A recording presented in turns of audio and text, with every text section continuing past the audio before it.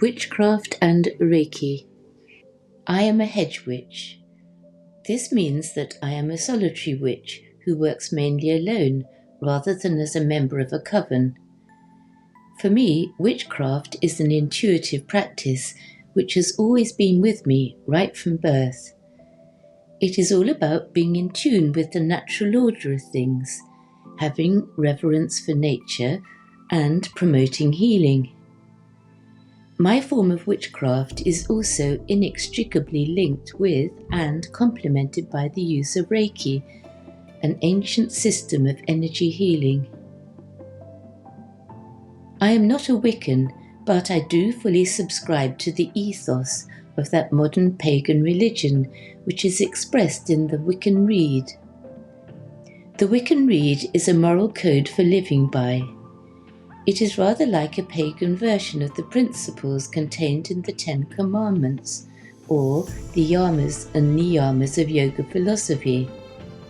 It basically says that we can do what we like as long as we do not hurt anyone or anything, and that all our actions have consequences. The Wiccan Rede. Bide the Wiccan law ye must, in perfect love and perfect trust. 8 words the Wiccan Rede fulfill. An it harm none, do what ye will. What ye send forth comes back to thee, so ever mind the law of 3. Follow this with mind and heart. Merry ye meet and merry ye part. Witchcraft means the craft of the wise. It is not sinister or evil, as the established religious authorities would have us believe. The early Christian Church, which inserted a mediator between God and humanity, felt threatened by the independence embraced by the pagan religions, where people had direct contact with the divine, and it worked systematically over many centuries to twist pagan practices and label them as evil. How can a creed which embraces healing and a love of and contact with nature be anything but good? Sadly, there have also been a few self-seeking, publicity-hungry individuals who have helped to give witchcraft a bad name by embracing the dark side of this beautiful, natural, all-encompassing way of life. My primary work involves healing the land rather than people, although I also have a deep interest in wild plants and their medicinal properties. I am a qualified medical herbalist. I make all my own potions and lotions. Healing the land is what I was born to do, and I have written about this in some of the other chapters in this book. Although I work mainly alone, I sometimes get together with other like-minded souls, good friends who are also solitary witches, to celebrate the full moon and the 8 pagan festivals which occur each year, also known as Sabbats.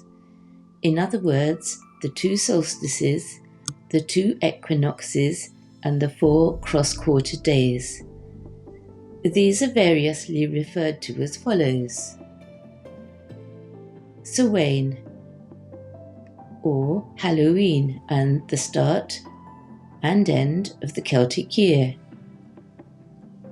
Imbolc, or Candlemas.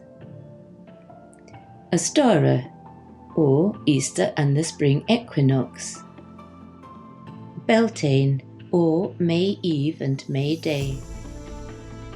Letha, the summer solstice. Lunasa, or Lammas. Mabon, the autumn equinox. And Yule, the winter solstice. At Beltane, my friend Gilly and I always go down to the woods to play at the crack of dawn, to get high off the scent of bluebells and the magical atmosphere, here in Ladies Wood, an ancient wood in northern Cambridgeshire. Here are a few more photos taken at some of these festivals. This is my Yule tree, guarded by my cats Oscar and Odin, who used to love batting the dangly bits when they were kittens. Now they just help me to decorate it. Every single aspect of my house and garden, and all the plants and trees therein, have a magical, protective and/or healing purpose. I have gridded the whole property with crystals, magical spells and Reiki for protection and to create a peaceful, nurturing environment.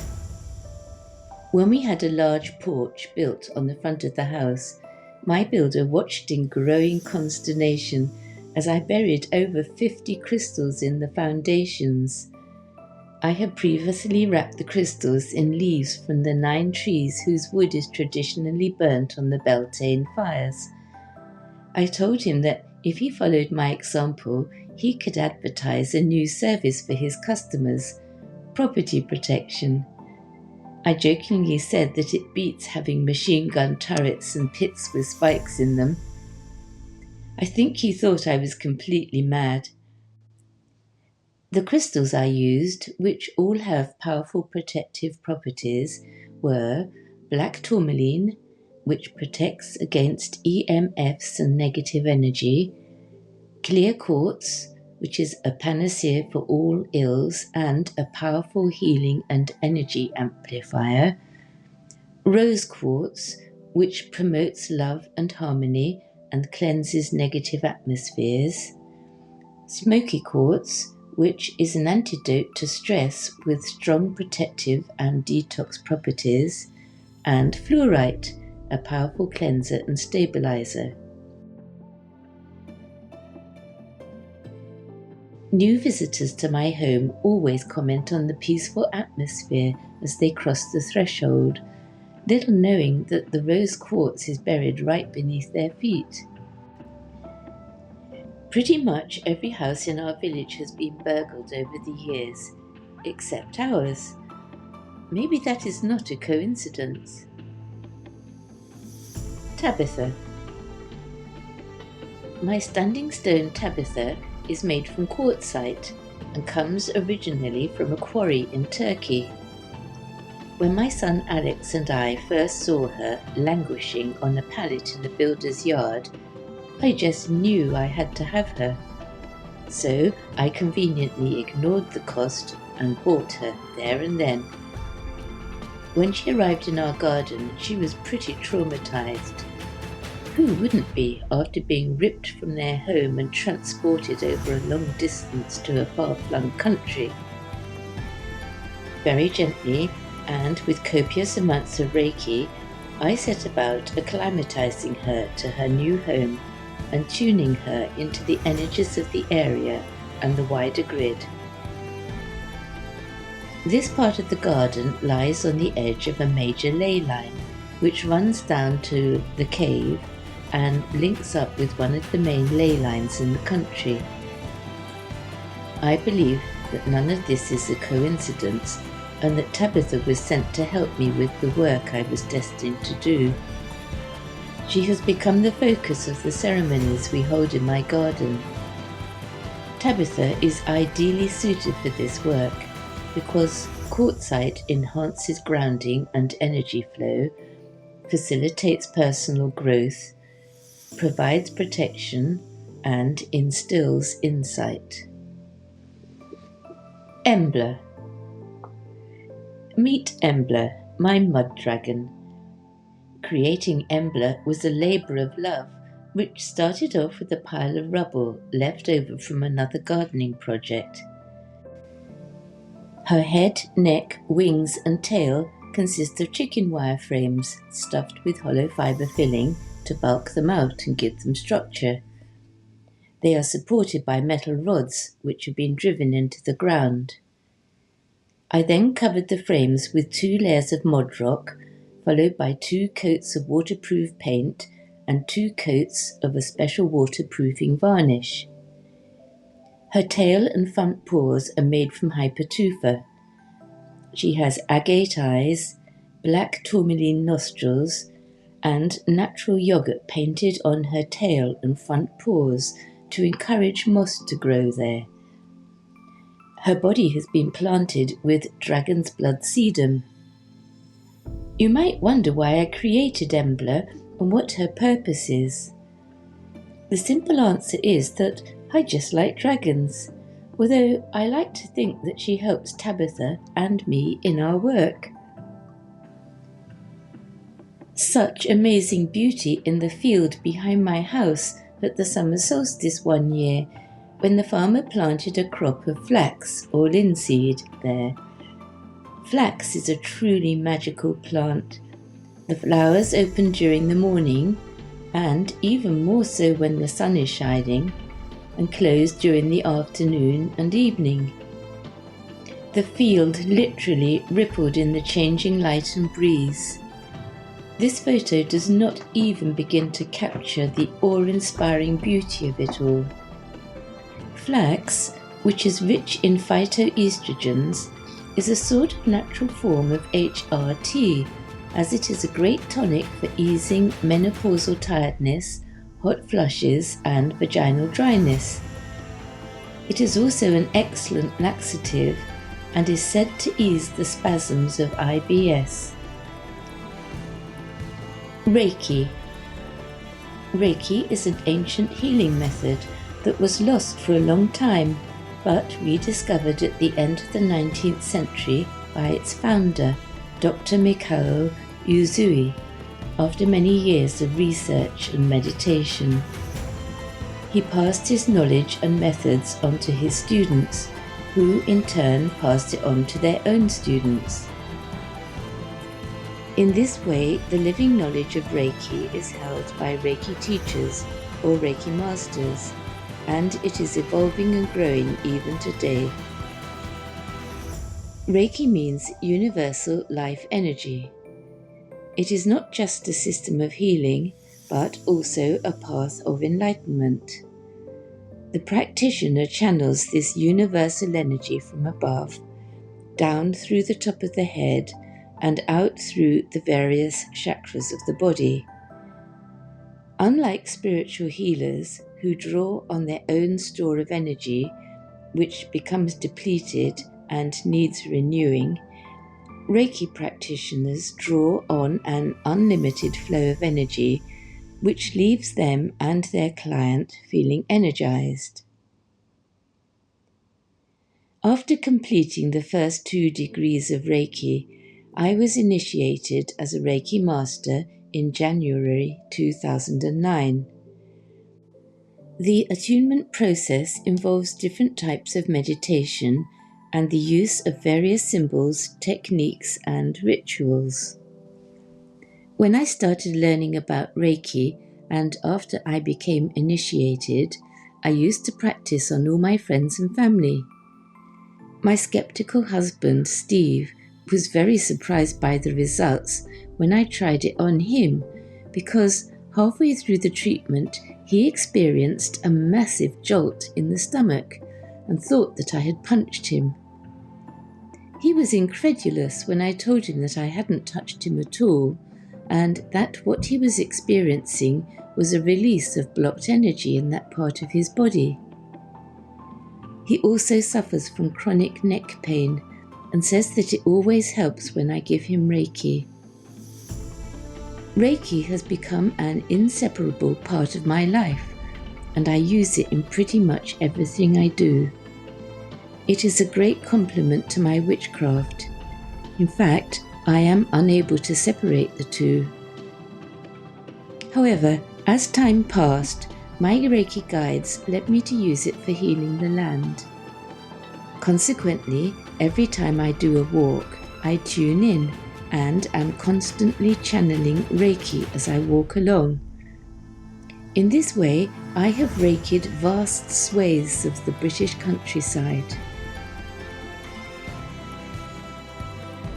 To spell or not to spell. Spells are rather like prayers, but conducted in a different format, and casting a spell or performing a ritual usually involves a considerable amount of work and preparation.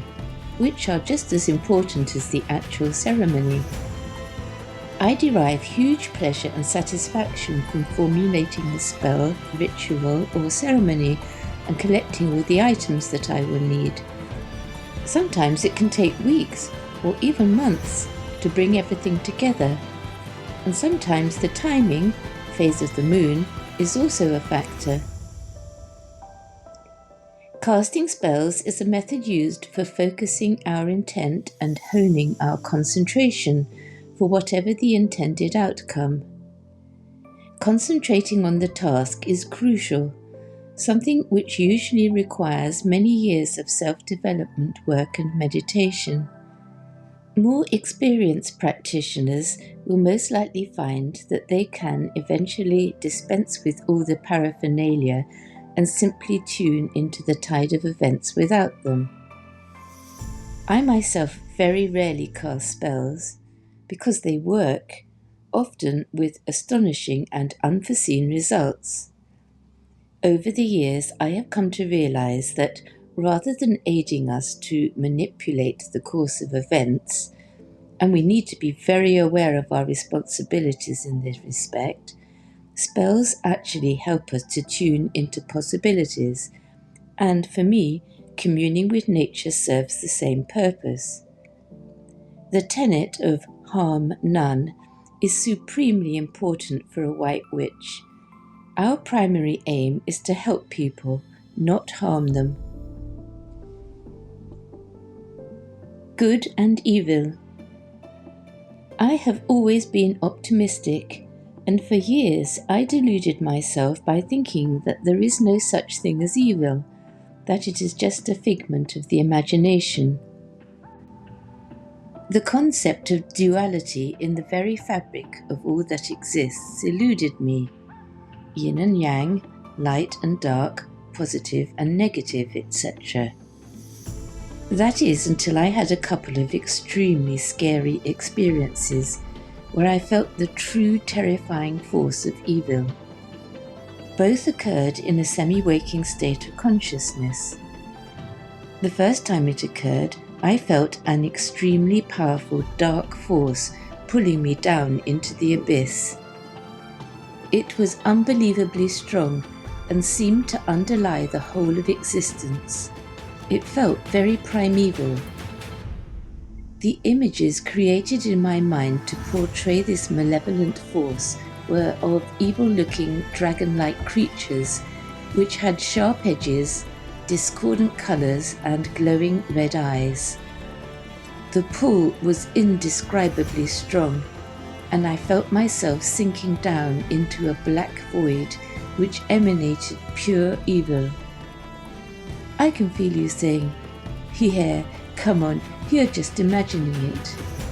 But I know what imagination is, and this was something very real and menacing. It was like one of the underlying forces of the universe, although I am unable to explain this in any terms that could be understood. I was saved by the sudden awareness that I could counter this evil by accessing my own core light, the golden light that each of us has in the very core of our being. I drew on this light and enveloped the evil with it, and amazingly, it simply dissipated. I think that evil probably manifests itself in an infinite number of different ways, depending on the psychological makeup of the person experiencing it. So my experiences in this respect are probably unique to me. On the second occasion, something similar happened, and the energy manifested as sharp, pointy, angular shapes, some of which were in a heavy sort of gunmetal grey, while others were in awful discordant colours. They had a throbbing vibration which was slow and heavy. Again, I felt an overwhelming force of evil. As previously, I summoned my inner light and zapped the evil exuding from the geometrical objects.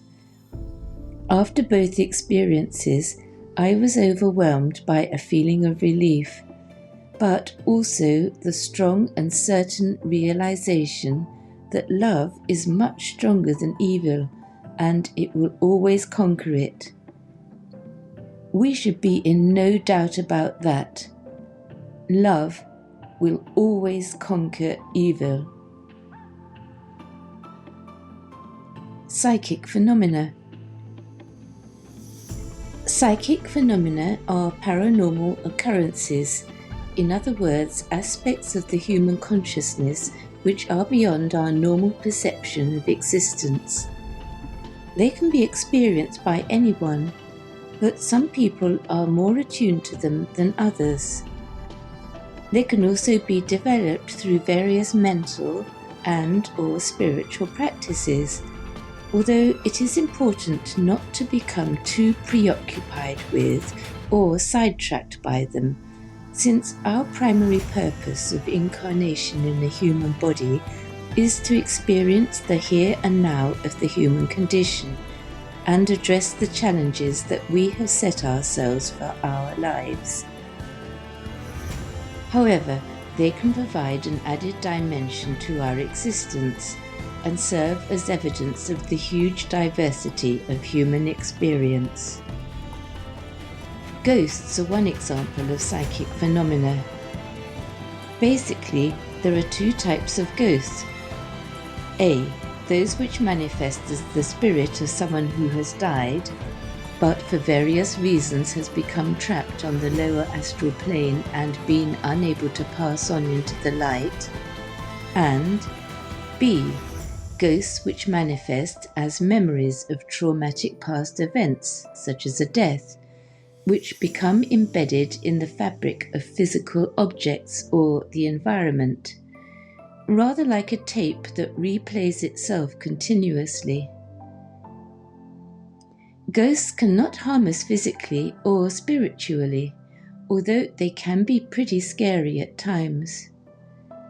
Usually, the former can be helped by simply telling them that it is okay to move on and encouraging them to pass into the light. Since the latter type of manifestation is simply an energy imprint, it is not usually possible to do much about it. Here are two personal examples of these types of ghosts. The first. My friend Jilly has had the natural ability to see ghosts since birth, while I only sense them. Her accounts of what she sees are often hilarious. For example, when we were walking down an old, reputedly very haunted street in Cambridge, she said that many of the ghosts there looked like they had been cut off at the knees, and we realised that the street level would obviously have been much lower when those particular ghosts had been alive.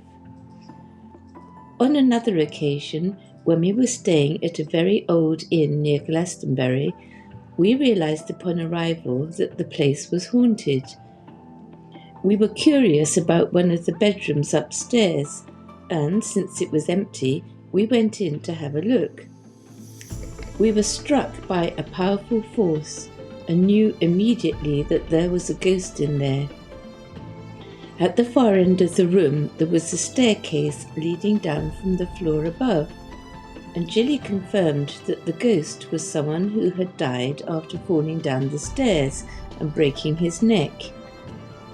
He was apparently very angry about dying and had been venting his rage ever since.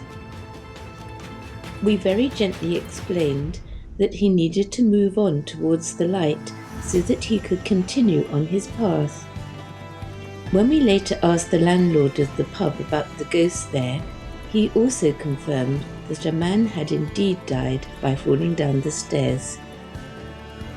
Often, when I am walking, I am overcome by what I experience as being negative energy, which indicates to me that something bad happened there at some time in the past. There is a particular track not far from where I live, close to but out of sight of an old coaching inn on an old bridleway. I sometimes hear unexplained voices and other noises there.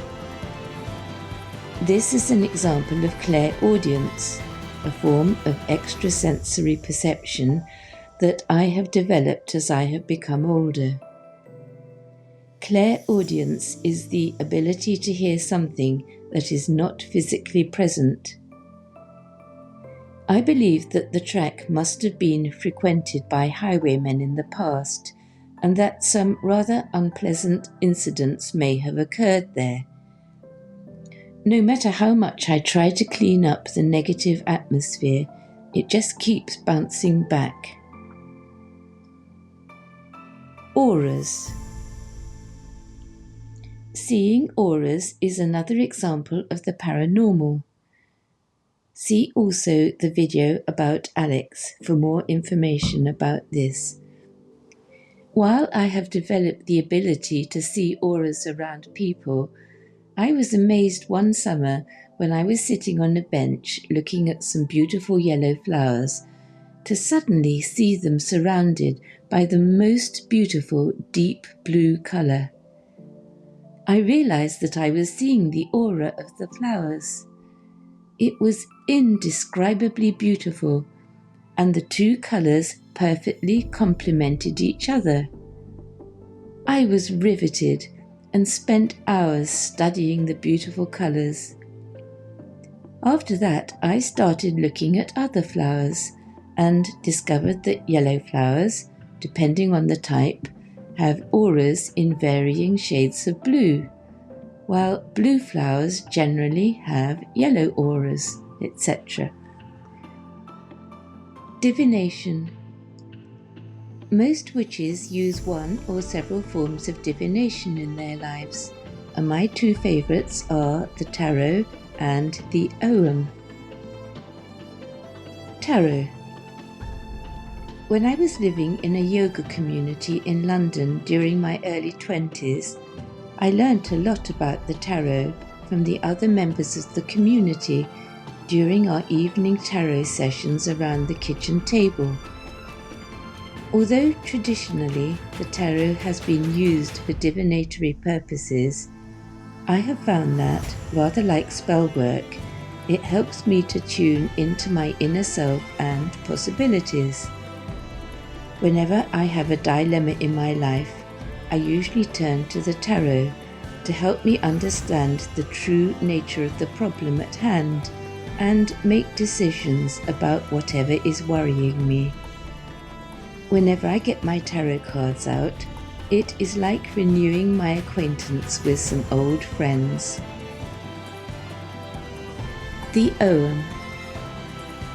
No one really quite knows about the origins of the Ogham, an ancient tree-based alphabet, although it is thought that it appeared in Britain with the Celtic tribes, who arrived here from Europe around 700 to 500 BC. There are roughly 400 surviving Orthodox inscriptions on stone monuments throughout Ireland and Western Britain, although these have also been traditionally inscribed on wood. The earliest examples date back to the 4th and 5th century AD. It has been suggested that the 20 symbols in the original tree Ogham, called Feda, were possibly used by the Druids as a language of encoded symbolism, a sort of secret sign language, as well as for purposes of divination. Trees have been used in the art of divination both in the Celtic tree Ogham and in the Nordic and Germanic runes of Northern Europe. There are various different versions which incorporate slightly different selections of native trees, and one of these, the tree calendar, incorporates the 13 months of the Celtic year, which are each represented by a tree and its corresponding Ogham letter. The tree calendar was conceived by Robert Graves in his book The White Goddess, written in 1948, and it is a great example which combines old and new beliefs. I have always felt a great affinity for trees, and as a result, I have been inspired to delve more deeply into the Ogham and tree energies. In recent decades, scientists have discovered a truth that indigenous peoples have always been aware of, namely that trees communicate and cooperate with each other via a vast subterranean network of mycorrhizal connections dubbed the Wood Wide Web, somewhat akin to the neural networks in the human brain. Consequently, I made my own set of Ogham sticks, something which involved tuning into the various trees and selecting a suitable twig from which to carve each stick. This was a highly creative process, and working with the various trees and carving the symbols on their corresponding sticks was deeply satisfying. Each tree has its own unique energy and properties, and there is infinite wisdom to be gained from them. Interpretation involves tuning into the energies of the tree in order to see the answer to whatever question has been asked.